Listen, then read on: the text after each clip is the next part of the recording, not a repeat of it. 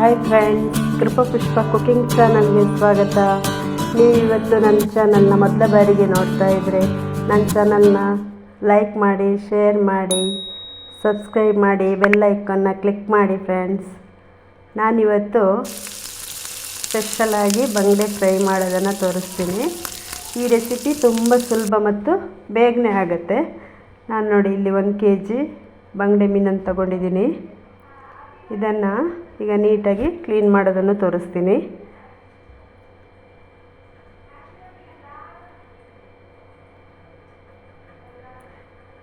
ಬಂಗಡೆ ಮೀನು ಕ್ಲೀನ್ ಮಾಡೋದು ತುಂಬಾ ಸುಲಭ ಮತ್ತು ಬೇಗನೆ ಆಗುತ್ತೆ. ನೋಡಿ ಈ ಥರ ಕ್ಲೀನ್ ಮಾಡ್ತಾ ಇದ್ದೀನಿ.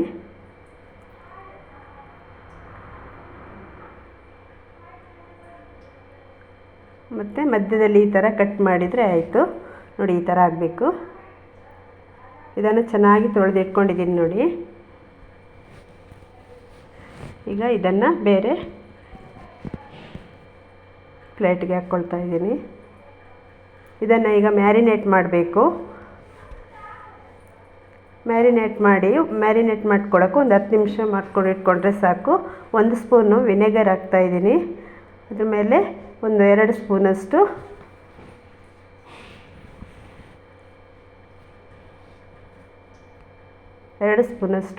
ಅರಿಶಿನ ಪುಡಿ ಮತ್ತು 1 ಸ್ಪೂನಷ್ಟು ಉಪ್ಪು ಹಾಕ್ಕೊಂಡಿದ್ದೀನಿ. ಇದನ್ನು ಚೆನ್ನಾಗಿ ಎಲ್ಲ ಮೀನುಗಳಿಗೂ ಹಿಡಿಯುವಂತೆ ಮ್ಯಾರಿನೇಟ್ ಮಾಡ್ಕೋಬೇಕು.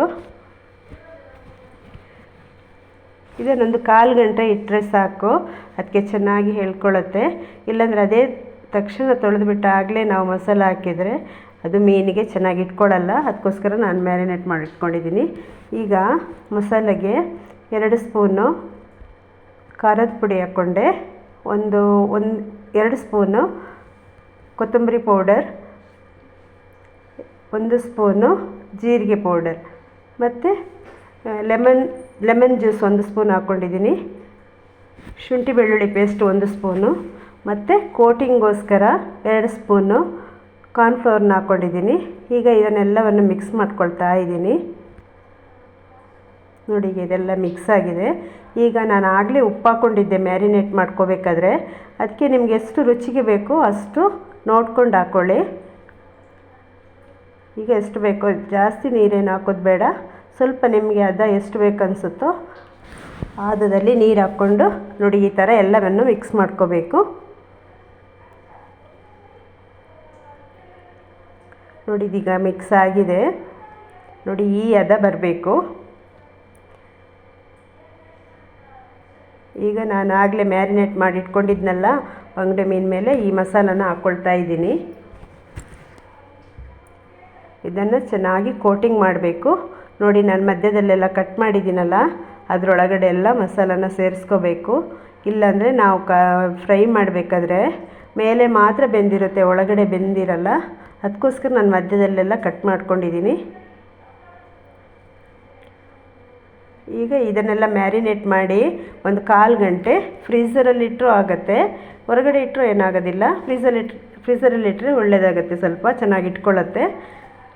ಈಗ ನಾನು ಒಂದು ತವ ಇಟ್ಕೊಂಡಿದ್ದೀನಿ. ಅದ್ರ ಮೇಲೆ ಎಷ್ಟು ಬೇಕೋ ಅಷ್ಟು ಎಣ್ಣೆ ಹಾಕ್ಕೊಳ್ತಾ ಇದ್ದೀನಿ. ಅದು ಫ್ರೈ ಮಾಡಲಿಕ್ಕೆ ಎಷ್ಟು ಬೇಕು ಅಂತ ನಿಮಗೆ ಗೊತ್ತಾಗುತ್ತಲ್ವ, ಅಷ್ಟು ಎಣ್ಣೆ ಹಾಕ್ಕೊಂಡ್ರೆ ಸಾಕು. ತವ ಬಿಸಿ ಆದಮೇಲೆ ಅದಕ್ಕೆ ಬಂಗಡೆನ ಹಾಕಬೇಕು.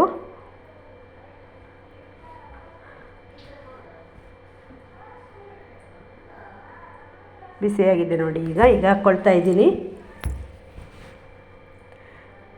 ಇದನ್ನು ಲೋ ಫ್ಲೇಮಲ್ಲೇ ಬೇಯಿಸಬೇಕು. ಯಾಕಂದರೆ ಹೈ ಫ್ಲೇಮಲ್ಲಿ ಬೇಯಿಸಿದರೆ ಮೇಲೆ ಮಾತ್ರ ಬೆಂದಿರುತ್ತೆ, ಒಳಗಡೆ ಬೆಂದಿರಲ್ಲ. ಅದಕ್ಕೋಸ್ಕರ ಒಂದು 10 ನಿಮಿಷ ಲೋ ಫ್ಲೇಮಲ್ಲಿ ಬೇಯಿಸಿ ಅದನ್ನು 10 ನಿಮಿಷದ ನಂತರ ಅದನ್ನು ತಿರುಗಿಸಿ ಹಾಕಿದರೆ ಸಾಕು. ಈಗ ನೋಡಿ ಒಂದು ಸೈಡ್ ಚೆನ್ನಾಗಿ ಬೆಂದಿದೆ.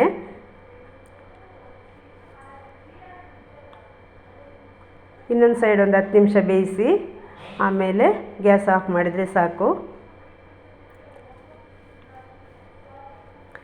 ಇದೇನು ಹೆಚ್ಚು ರಿಸ್ಕ್ ಏನಿಲ್ಲ ಫ್ರೆಂಡ್ಸ್, ಇದು ಬೇಗ ಆಗುತ್ತೆ, ಬೇಗ ಮಾಡ್ಕೋಬೋದು.